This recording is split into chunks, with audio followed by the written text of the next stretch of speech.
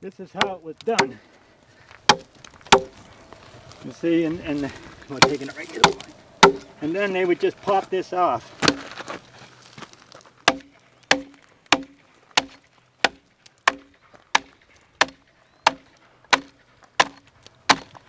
So you can see we're going to be working up a little bit of sweat today.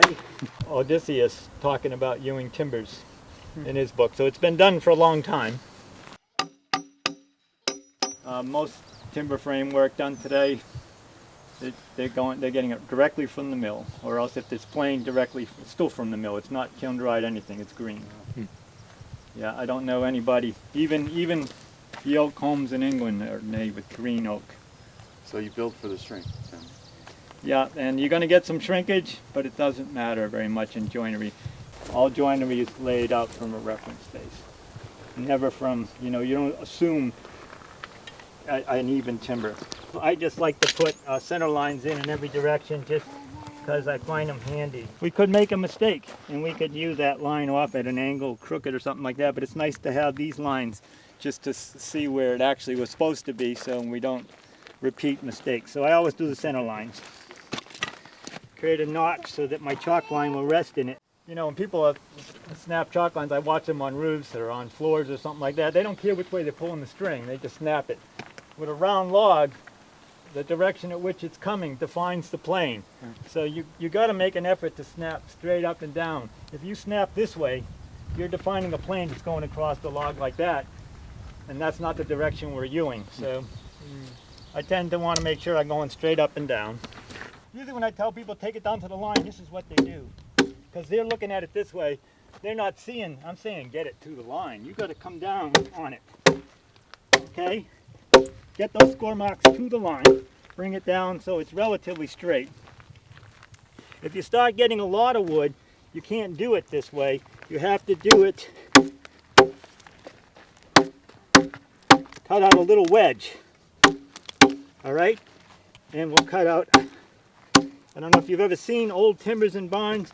If you go into an old barn and you see the timber on the wall and it seems to have a score mark about every foot apart, and that would take it, this is just all roughing it out. Okay, so this is scoring. Scoring like scarring. It leaves these things called jogs. This is juggling or joggling. Getting that off of there.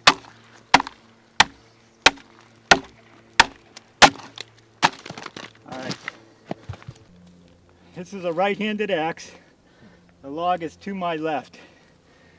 You left-handed, log is to your right. I'm going to think right. I think right. Okay. I'm on right. And right hand forward on the axe. A lot of people think it should be left hand forward, but for hewing it's right hand forward. Hewing is not chopping, it's slicing. Now I'm going to start slicing across the wood. The easiest wood to hew, we got some here, it's fir and pine. We do have some fir here. The more tougher woods are going to be the spruce. So are you pulling it toward yourself to slice? Just a little bit. Yeah. It keeps the axe from getting caught in its own curve. If you just go thud, thud, thud, you're not cleaning up your curves. But if you have a little bit of a slicing motion to it, it cleans up the curve. What's a kerf? The curve, this is a curve. Oh, okay.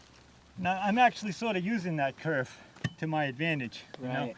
Because what happens, it's hard to hit your line. This is the part everybody says, how do you do that? Well, to start with, you got to get the line opened up. Once the line's opened up,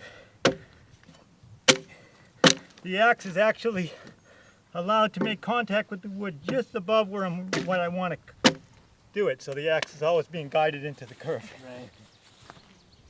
Every axe has a different bevel. Understanding the bevel,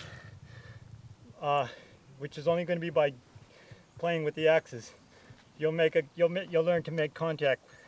If you find that you're glancing off all the time, you're too straight, you're not allowing the axe to make proper contact. So you got to tip it out a little. If you find you're really gouging in, you're too far. Straighten out a little bit. because you just want to skin off. Easy to lose it. Yeah, and if you keep missing, Yeah. That means I It need means to tilt you're- it more in, right? yeah, but you want to be tilting in so you're not gouging. First thing I usually do is I just get the corners off it, just because it's easier to shape it on the draw horse. This is a shave horse. It operates. It's a clamp that's foot operated.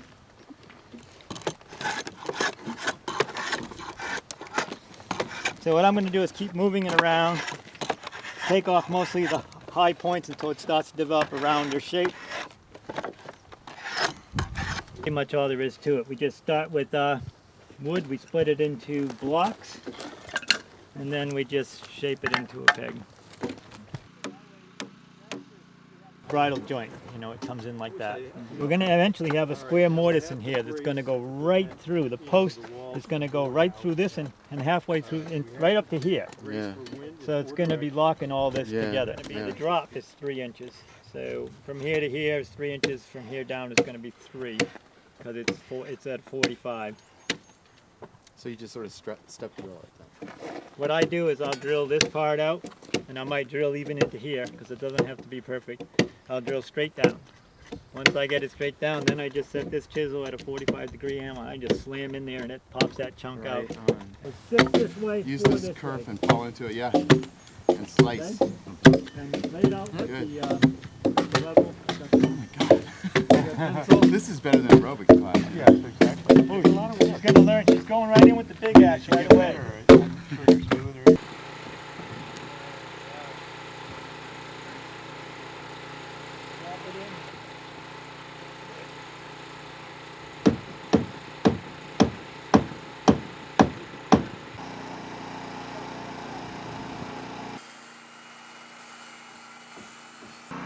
All right, going out. Hey, step down there. Going in that spot. Going in that spot. We're going out.